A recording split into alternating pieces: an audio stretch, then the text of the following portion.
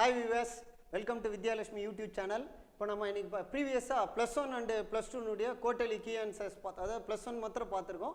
இப்போ +2 னுடைய quarterly key answers பார்க்க போறோம். ஓகே, இந்த வீடியோல 20.09.2021 அன்னைக்கு நடந்த கேர்ள்ஸ் னுடைய क्वेश्चन பேப்பர் னுடைய கீ ஆன்சர் பார்க்க போறோம். Okay, as usual question pattern we are very familiar with the questions. Part A carrying 20 questions, each question carrying 1 marks, totally 20 marks, and part B 7 questions we have to attend, 7 into 2 14 marks, and part C paragraph answer 7 we need to write, 7 into 3 21, and part D either are questions from question number 41 to 47, each question carrying 5 marks, so altogether 35 plus overall our question paper validation is totally 90 marks, 10 mark internal. Okay, let me see.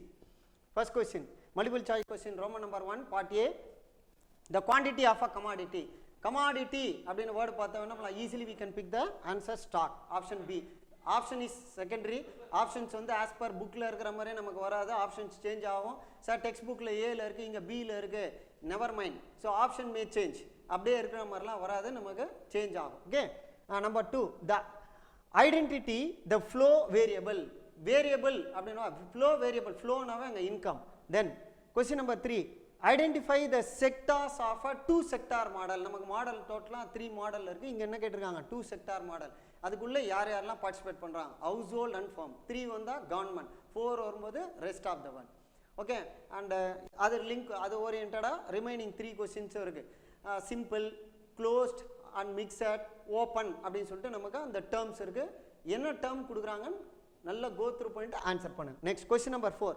The circular flow model. 4 sector model represents a open economy. Just before previous சொன்னோம் இல்லையா, simple னா 2 sector model. Number 2 வரும்போது mixed or closed அப்படினு வந்தா 3 sector model. Open அப்படினா 4 sector model. The financial year in India April 1 to March 31. Next, when net factor income from abroad deducted, இங்க வந்து NNP னுடைய part கேக்குறாங்க. NDP னா என்ன, full form என்ன பிரசன்ட் பண்ணாங்க? NDP, net domestic product. From NNP the net value is NDP. Next, the value of NNP at production cost. Production of a factor, it is a factor, so NNP at a factor cost.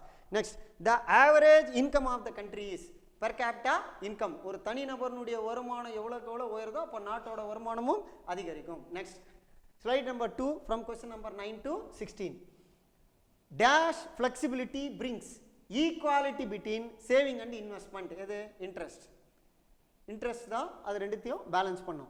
Dash theory is a turning point in the development. Keynes னுடைய theory. Next, the basic concept used in Keynes theory of employment is effective demand. Effective demand னா விளைவு தேவை அப்படினு சொல்லுவாங்க, விளைவு தேவை. Next, the component of aggregate demand, government expenditure component. If the Keynesian consumption function formula apply பண்ணா அங்க value substitute பண்ண வேண்டியதான். C equal to 10 plus 0.8y, then disposable income is rupees. இங்க question markல rupees 100. What is the average propensity? Average னா APC. What is the formula? TPC by Q இல்லையா, அப்ப அங்க y வேல்யூவை சப்ஸ்டிட்யூட் பண்ணிக்க வேண்டியதான். So we will get 0.9. அந்த ஃபார்முலாவை ஆன்சர் y னுடைய வேல்யூ அங்க சப்ஸ்டிட்யூட் பண்ணோம். क्वेश्चनல மிஸ் ஆயிருக்கு, பரவாயில்லை, just carry on, refer and carry on. Next, national income increases, அப்ப என்ன ஆகும்? The average propensity to consume, APC னா average propensity to consume, falls and gets nearer in value to the MPC. Average னுடைய part falls னா MPC nearer. Marginal propensity to consume. Next, as increase in consumption at any given level of income is likely led to higher aggregate demand. Lower interest, increase borrowing. அவ்வளவுதான். இதுல lower interest rate குறைஞ்சதுனா அப்ப it will increase the borrowing. Next, the RBI headquarters. RBI னா Reserve Bank of India, அதனுடைய headquarters எங்க இருக்கு? Mumbai.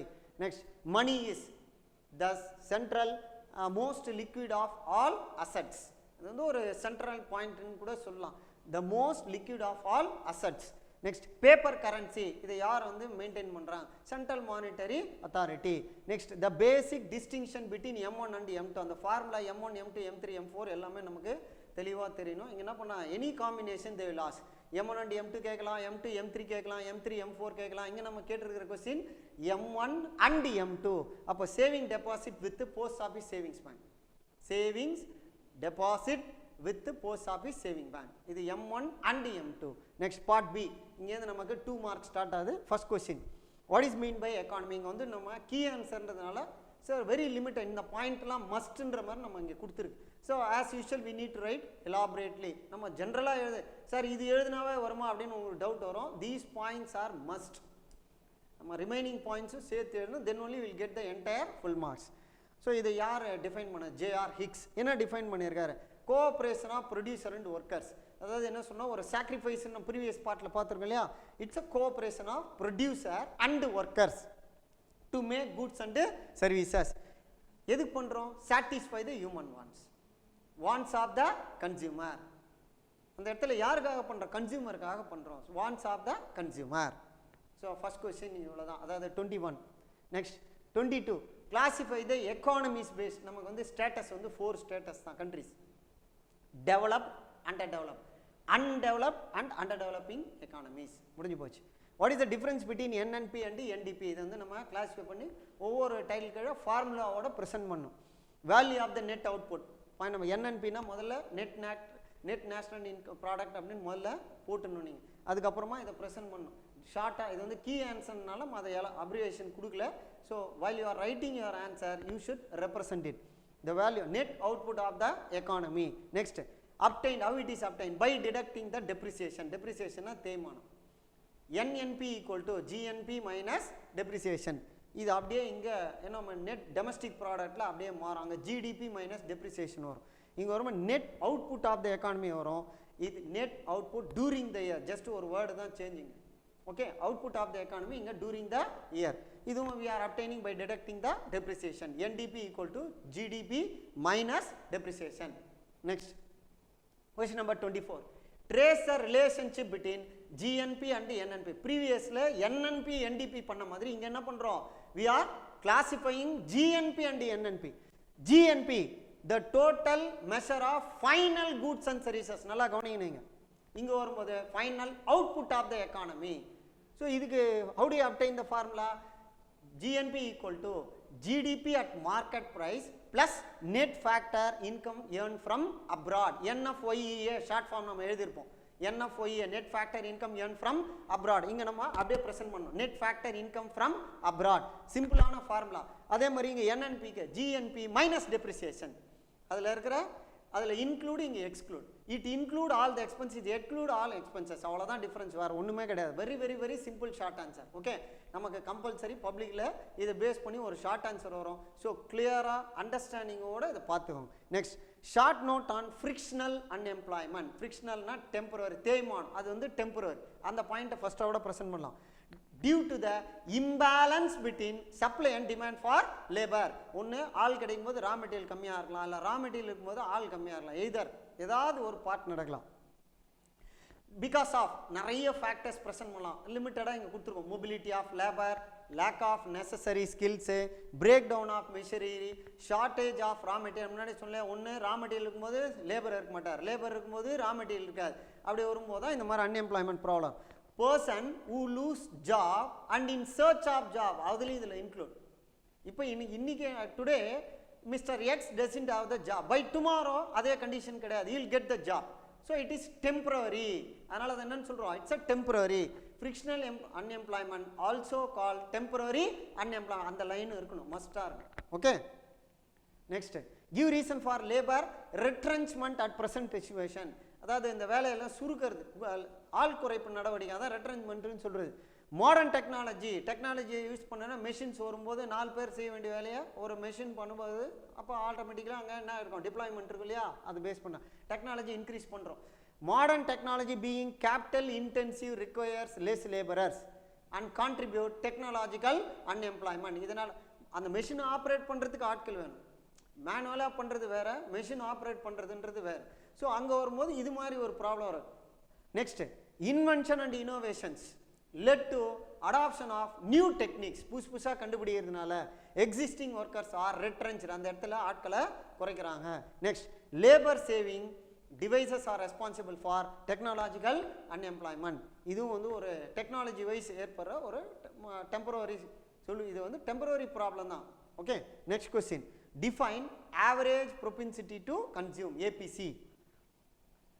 It's a ratio. First, ratio of consumption expenditure. இப்போ இதில் ஏபிசினா என்னன்னு முதல்ல நம்ம ஆவரேஜ் propensity to consume முன்னாடியே கணிக்கிறது எவ்வளோ நம்ம கன்சியூம் பண்ண போகிறோம், that is propensity to consume. இதுக்கு என்ன ஃபார்முலா? C by Y. Cனா கன்சம்ஷன், Y மீன்ஸ் இன்கம். அதை இங்கே ப்ரெசென்ட் பண்ணிட்டோம். To any particular level of income. Income வந்து அதிகமாக இருந்தாலும் கம்மியாக இருந்தாலும் கன்சம்ஷன்றது சீரியலாக அது இட்ஸ் எ பேரலல். அது வந்து ups and downs. Income increase ஆகும்போது ஆட்டோமேட்டிக்லி கன்சம்ஷன், அது expenditure will increase, but the consumption is same. Next, define marginal propensity to consume. அங்கே ஏபிசி பார்த்தோம். அடுத்தது இப்போது எம்பிசி. எம்பிசி வரும்போது ரேஷியோ ரிவர்ஸ் ப்ராசஸில் சேஞ்ச் இன் ரேஷியோ, அவ்வளோதான். ஒரே ஒரு சிம்பிளான வேர்ட், சேஞ்ச் இன் ரேஷியோ.